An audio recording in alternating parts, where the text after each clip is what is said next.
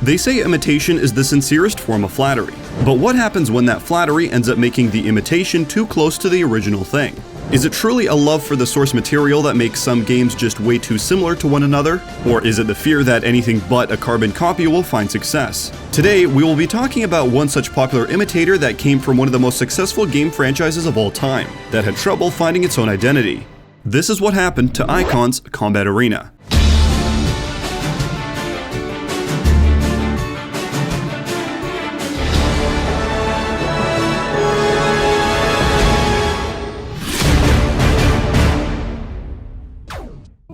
Akhon's Combat Arena was partially released from the ashes of one of the most successful video game mods of all time, Project M. If you don't know, Project M was a mod for Nintendo Super Smash Bros. Brawl, created out of the desire for the franchise to return to its faster-paced, more competitive roots. Over its 5 years of development, the mod received multiple updates and loads of new content, all with the desire to create a game where every character was competitive and the gameplay speed was fast. When the mod's development team, the PMDT, announced that it would cease development at the end of 2015, for reasons still unconfirmed officially, understandably much of the community was upset. However, at that point, Super Smash Bros. For the Wii U had already released, and it had a much more favorable reception than its predecessor. Regardless, the desire for a fast-paced competitive Smash fighter seemed to be still present, and Wavedash Games set themselves up as the ones to take the mantle that Project M set down. It's a common misconception that Wavedash Games was comprised entirely of Project M developers. In an article with DualShockers, co-founder Christopher Kowalik said, quote, "Project M was shut down due to an unconfirmed legal threat from Nintendo. Wavedash was just as upset as everybody else about the news. Looking to make the best of a bad situation, we handpicked a few Project M developers to join forces with us. The developers chosen were largely based on prior personal relationships."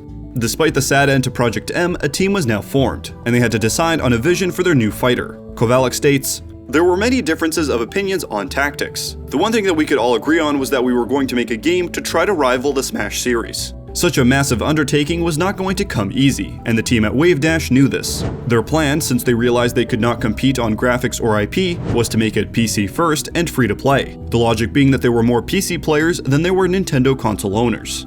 As long as we made it free and scratched the surface of Smash's greatness, we thought we'd at least break even. Our focus was to nail Smash-like gameplay feel and provide top-notch online netplay."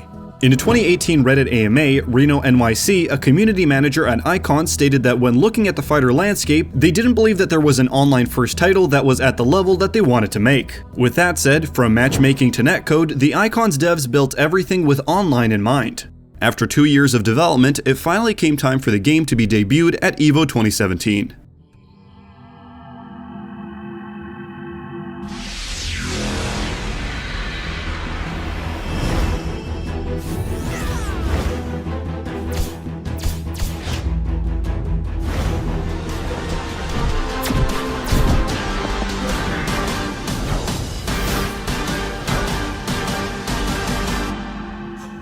Universally, the response was lukewarm.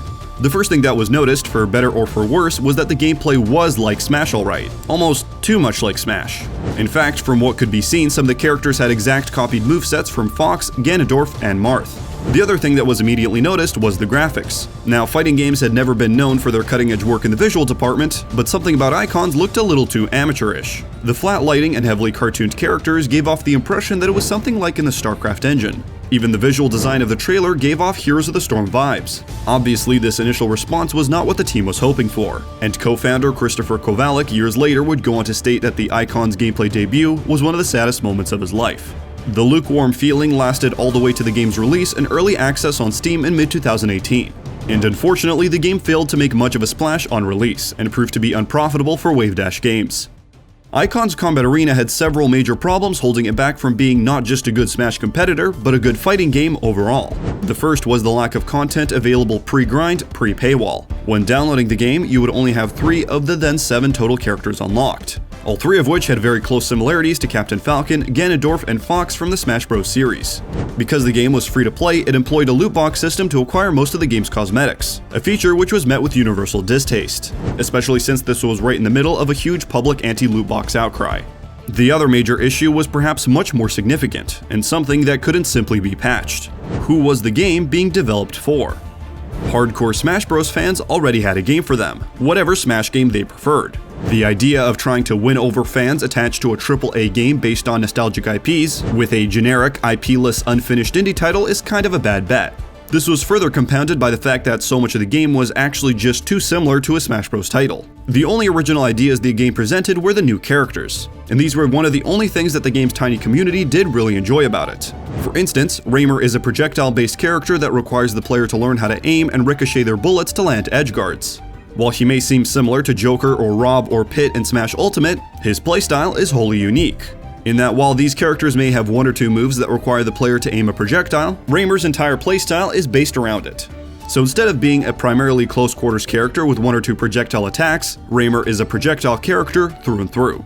On the other hand, there's Aphie and Galoo, who are two characters in one. But unlike the Ice Climbers, who have the same moveset and are controlled simultaneously on a short input delay, Aphie and Galoo are two separate characters, one fire and one water, with different movesets. On top of this, they are controlled one at a time, staying in place and becoming paused when not being in use. This allows players to set up each character and continue strings that would otherwise be impossible. Besides these new ideas for fighters, which were actually pretty compelling, the rest of the game was pretty much just Smash Melee. And if you like Melee, there isn't really a reason to play Icons over it.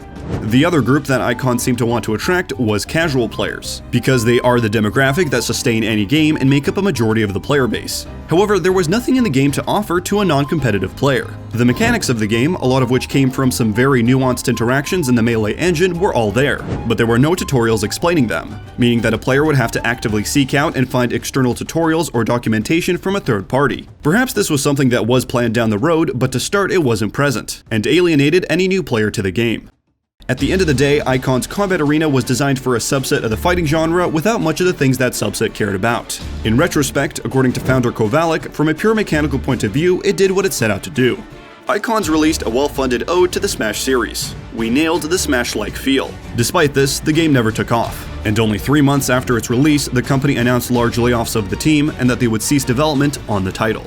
Wavedash Games then went up for sale and was bought out by Kovalik, the original co-founder. In late 2019, he would announce that the game would be rebranded, overhauled, and developed under the name Vortex Rising, later changed to Rushdown Revolt. The new game was outlined to have an emphasis on being competitive, unique, and easy to learn.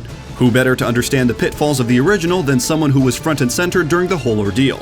The game has been continuously in development and is currently in pre-beta, and the current state looks very promising compared to the original.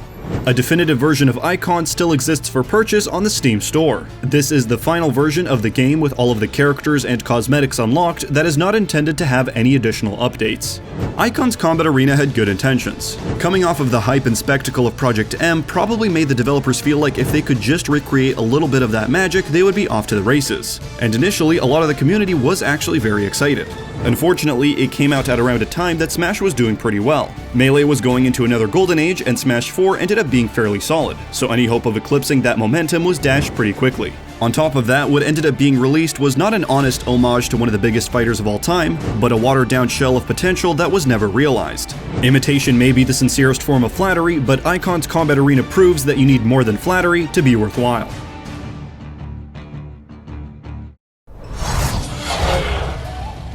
This video was made possible thanks to our wonderful patrons. A huge thank you to everybody on this list, and shout out to Arknox, Sammy, Shampoo, Weeaboo, Nathan, Nate, Mauve, and Sierra for being platinum supporters. And an extra special shout out to Raffy, Noodles, and Marco for being our diamond supporters. Once again, thank you everybody, we really appreciate it. And an extra special shout out to Undid Streaming for being our Grandmaster supporter. If you also want to support our channel and unlock perks, check out the Patreon link in the description below, or join our Discord server. If you want to help us out in a different way, leaving a like, subscribing, and hitting the bell to stay up to date is also appreciated. My name is Nikita, and thank you for watching.